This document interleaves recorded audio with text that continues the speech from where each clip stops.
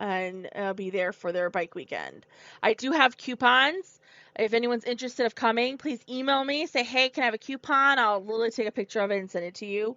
And then, yeah, I mean, other than that, that's what's happening. And I didn't want to go this week without a podcast. I just wanted to let you guys know kind of what was happening, what my mindset is at right now. It is kind of tiresome right now. I'm tired. I'm emotionally kind of stressed because it was nothing to do with motorcycles. It had to do with this darn ice storm that almost freeze my water, or did freeze my water, and had to learn how to like unfreeze it. It's an experience, and it was more personal stuff these past 2 weeks where I've just had to back off and sit there and say, yes, I may own this organization with Amelia, but we have to figure out other ways to figure it out. We gotta grow a little bit more, and life is putting me through things. So I'm sitting here with my eggnog, and I thought, let's transition the conversation. I do want to talk, and I recorded a whole conversation about burials and bikers, and how they handle death and grieving. And I didn't like it was I don't know, I just didn't like it. So we're going to talk about it now. When it comes to death and grieving, there's no right way of grieving. I don't know. I don't like the sorries. I cringe when I hear it because okay, well what are you sorry for? There's nothing to be sorry for. And I understand sometimes we don't know what to say when it comes to death. Fortunately, bikers pass away a lot. Not only because of their faults, which mind you, there is motorcycle accidents where it is their faults, but it also comes down to people not paying attention on the road. It comes to driving conditions, but most of all, it's just distracted drivers. Speed has a factor. There's a lot. And in Virginia alone, in Hampton Roads alone, we've lost over 23 bikers. It's just gone up. Total. And there's been more from my understanding. I'm not up there anymore, but it just keeps piling on. And it's so sad. Every year, somehow, something happens to a rider. And most of it can be prevented. You know, but the one thing that I realized, because I photographed a couple funerals for riders, and across the board, cruisers to sport bikes, no matter what, people show up for that rider. Even for people that are motorcycle enthusiasts that have passed on, they show up for that rider. And they always somehow have a not even a grievance towards it, but like the emotional uplift for that family that's grieving. And it's so powerful to see. There was one person that was like, I don't want motorcycles because her son passed away on a motorcycle. She's like, I don't want motorcycles there. And then the last minute she was like, yeah, I want motorcycles there. And they all showed up still. And then she tried to get them to rev their engines and stuff. And she really pushed it and she was crying happy tears. You know, it's a hard discussion. I've met people along this journey that have lost relatives or family members that still support the motorcycle community, but they don't ride because of that. There was one time I was up in Gettysburg and I was walking with my cameras and I'm walking into the establishment at Gettysburg Bike Week and there was a trafficker there and I was talking to him, and he was like, I don't ride. And I said, oh, well, that's awesome that you're helping them out. And he said, yeah, I used to. He's like, my best friend died, and I just couldn't take it. And he goes, I just don't feel the need to anymore. It's too emotional. And I said, well, maybe one day you'll have the strength to do it again. And he goes, I hope so one day. And, I did pray for him that night because it was so sad just to hear his voice, to know that he couldn't ride. But to be honest with you, it is scary. It's hard to lose a loved one from a crash. It's hard to lose somebody that we physically were around for years and build a relationship with. And to be honest with you, they never leave us afterwards. I'm just going to be frank. I'm not going to sugarcoat it. They're always there with us no matter what, either in spirit, either by memories, whatever death comes to our doors. And writers show that with how they keep the memory alive. Funerals are uplifted. It's amazing of how they, how writers celebrate, especially when it comes to club funerals, how they all gather together. Even independent writers come out and they hang out and they not even do that. They tell stories. They celebrate the life. If anyone can learn, If society can learn from this, it would make our society a whole lot better. Not only that, but also with how we handle death. Because for some reason our society thinks we need to mourn, we can't cry or scream, or you got to act a certain way, when that's not the case. You can act, I mean, there's civilizations around, the world that scream or they celebrate for weeks on end that person's life.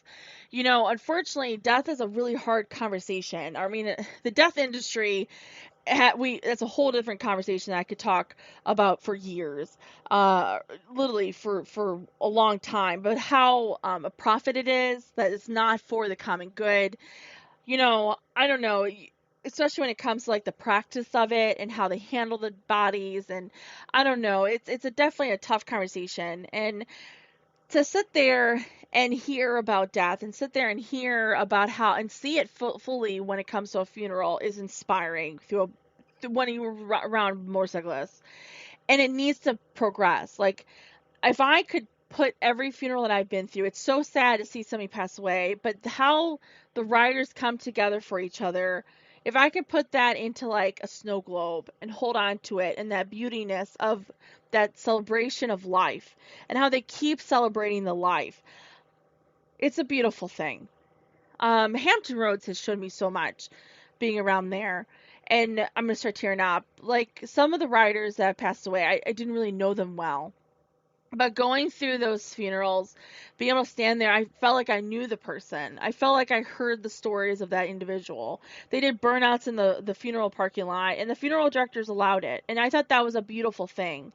And every time they raised their fist in the air for that rider, every time they were yelling and hollering, it's the freeingness of overcoming the grief. And it's a beautiful strength.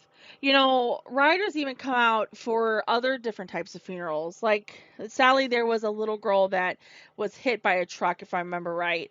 And like I believe it was like 100 riders showed up in Hampton Roads for that, all different types of walk of life of motorcyclists for that little girl. And just sit there and show how they did that for her, to be able to line up and do that ride for her. That's beautiful. They're taking the time out to not only remember what happened, but also live the life, like live through her and celebrate her life. And in our societies, we don't do that. We don't celebrate their life a lot of the times. We look at their death as a troublesome situation. I know when I pass away, I never want people to sit there and think of how I died. I want them to think about how I lived and how I made a difference and how I made sure that I humbled myself for people. That to me, that's everything. And to be able to sit there and know that when we pass on and how people pass, that's what the motorcycle community does. They live for that life. Even many years later, talking to riders that have lost loved ones, it's so inspiring to sit there and listen to them about their stories of how, they've ridden cross country with their loved ones or their friends and family, how they're, even though their dad isn't around anymore, they still work on the same motorcycle. They still work on motorcycles, and it brings it back to how they worked on it. It felt like he's physically there. Like, the healing process of that, I don't explain it. The healing process of that, and not only healing, but remembering, keeping their lives alive in our life, to me, that's beyond important to express on this podcast. And I hope we can all learn from it somehow. And I hope we take it and sit there and say there's no right way of grieving. They say there's 5 stages in grief. To be honest with you, I took health psychology back in college. And my professor was great. He overcame throat cancer, so he had half his throat cut out. And he would sit there and tell us that those grieving stages weren't really grieving stages. Those were meant for people that were going through it, not for us. When it comes to people that go through it, there's no right way of grieving. Anger, and it's okay to be angry. Now, how you use it isn't one thing, but it's okay to be angry.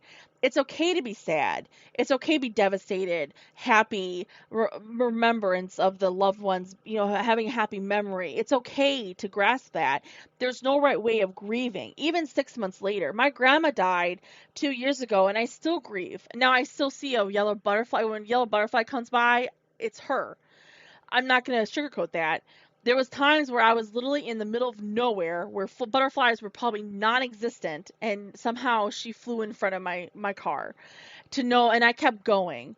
There's times and sit there, you go, there's no great way of grieving. And for years, with me handling domestic violence survivors and trying to help them, also with grieving situations where people have lost their loved ones, you realize that when it comes to death, there's no right way. And being a part of the motorcycle community and being able to go there and be a part of the funerals and celebrate that life and even document it, I can't explain just the beautiness of it. And on top of that, just the strength they have. And I pray that that seeps in. And I don't want to sit there and take the motorcycles. I just pray that seeps into our community, because that's going to change the death, like, it's going to change the death community, when it comes to funeral homes and funeral practices and how we handle things as the United States when it comes to death. To me, that's a healthy way. It's time for those things to start changing.